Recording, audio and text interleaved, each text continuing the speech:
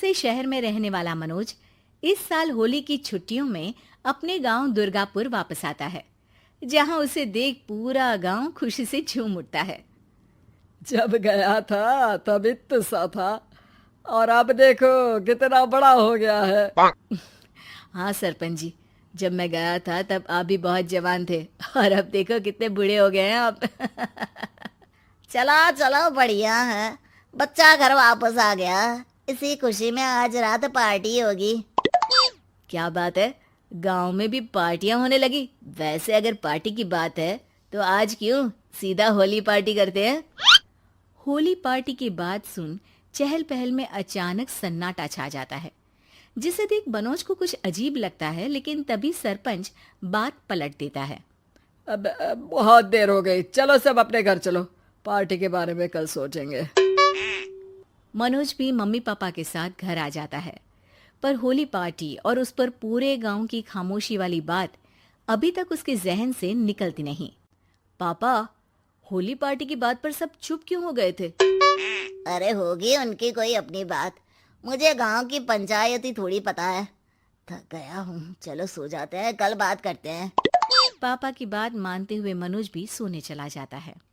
आज तो छुपा लिया, लेकिन हफ्ते बाद जब होली का दिन आएगा तब इसे कैसे रोकोगे? अगली सुबह सूरज के साथ ही मनोज भी गांव घूमने निकल जाता है, जिस पर रास्ते में उसे अपनी ही उम्र के कुछ लड़के भी मिलते हैं, जिनसे दोस्ती कर अब वो उनके साथ घूमने लगता है। इसी तरह कुछ दिन बीत जाते हैं और होली नजदीक आने लगती है। दोस्तों, होली में 4 दिन ही बचे हैं, पर गांव में उसकी कोई तैयारियां क्यों नहीं दिख रही? क्योंकि यहाँ होली नहीं मनाई जाती। अरे पर ऐसा क्यों? वो राजा भूषण। अरे तुम 4 दिन के लिए आए हो, क्या इतना सोच रहे हो? चलो कुछ खाने चलते हैं। इसी के साथ एक बार फिर होली की बात को टलते हुए देख मनोज को शक होने लगता है। वो घर पहुंचते ही इंटरनेट पर अपने गांव और राजा भूषण के बारे में जानकारी निकालने लगता है। क्या? मुझे आज तक ये नहीं पता था। ऐसा कैसे? किसी ने मुझे कुछ बताया क्यों नहीं? सारी जानकारी लेने के बाद मनोज गांव वालों या अपने मम्मी पापा से कुछ पूछे बिना खुद ही उसकी सच्चाई के बारे में छानबीन करने लगता है, जिसके चलते वो राजा भूषण की हवेली में पहुंचता है। वाह, क्या हवेली है यार! पर क्या यहाँ सच में कोई भूत है? हेलो भूत जी, कोई है क्या? हम इस साल गांव में होली सेलिब्रेट कर रहे हैं, क्या आप उस पर थोड़ा इंटरव्यू देंगे? मनोज के ऐसा बोलते ही गांव में तूफान उठ जाता है और हवेली में रखी सारी चीजें हिलने लगती है। एक अदृश्य शक्ति मनोज को धक्का देकर हवेली से बाहर निकाल दरवाजा बंद कर लेती है। ये सब देख मनोज हैरान रह जाता है। क्या अभी मुझे हवा ने धक्का देकर बाहर निकाल दिया? मेरे होते हुए इस गांव में कभी होली नहीं मन सकती, इसलिए दोबारा ऐसी कोशिश भी मत करना, अंजाम बुरा होगा। आवाज सुन मनोज हैरानी से इधर उधर देखने लगता है, पर उसे कोई दिखाई नहीं देता। वो गांव वापस आ जाता है, जहां तूफान की वजह से सब कुछ तहस महस हो चुका होता है। आखिर ये तूफान आया कैसे? ना ऐसा कोई मौसम था और ना ही हमने होली का त्योहार मनाने की बात की थी। सरपंच की बात पर कोई रिएक्शन दिए बिना मनोज चुपचाप अपने घर चला जाता है।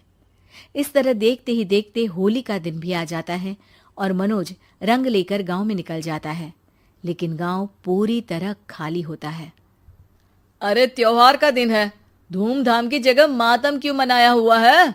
मनोज की आवाज सुन सब अपने घर की खिड़कियां खोल के घर के अंदर से ही उसे वापस जाने के लिए कहने लगते हैं, पर वो किसी की नहीं सुनता।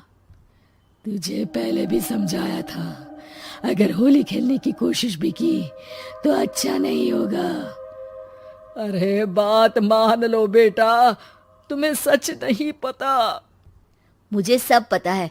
सालों पहले इस राजा ने एक अंधविश्वास फैलाया और आप लोग आज तक उसे मानते आ रहे हो। अरे बेटा, जब तुम पैदा भी नहीं हुए थे उससे भी बहुत पहले से इस गांव पर होली का श्राप है। अगर गांव में होली का त्योहार मनाया जाता है तो प्रलय आना पक्की बात होती है। राजा भूषण इस सब में नहीं मानते थे और त्योहार मनाने लगे। जिसके चलते होली वाले ही दिन पहले उनके बेटे की और फिर उनकी मृत्यु हो गई। तभी से गांव की रक्षा के लिए उनकी आत्मा उस हवेली में रह रही है। सबकी बातें सुन मनोज उलझन में पड़ जाता है। सोचना भी मत मनोज, अगर तुमने इस परंपरा को तोड़ने की कोशिश भी की तो उसका परिणाम इस गांव और गांव के लोगों के लिए अच्छा नहीं होगा।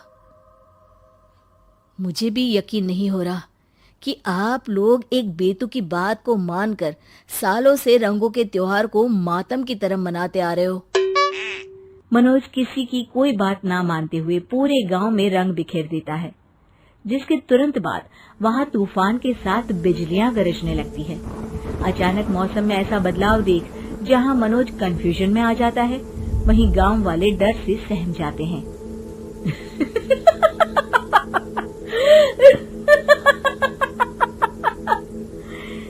इस लड़के ने हमारे जैसे सिर्फ अपने स्वार्थ के लिए नहीं बल्कि पूरे गांव की खुशियों के लिए यहाँ होली मनाई है, जिस वजह से अब इस गांव पर होली का श्राप टूटता है।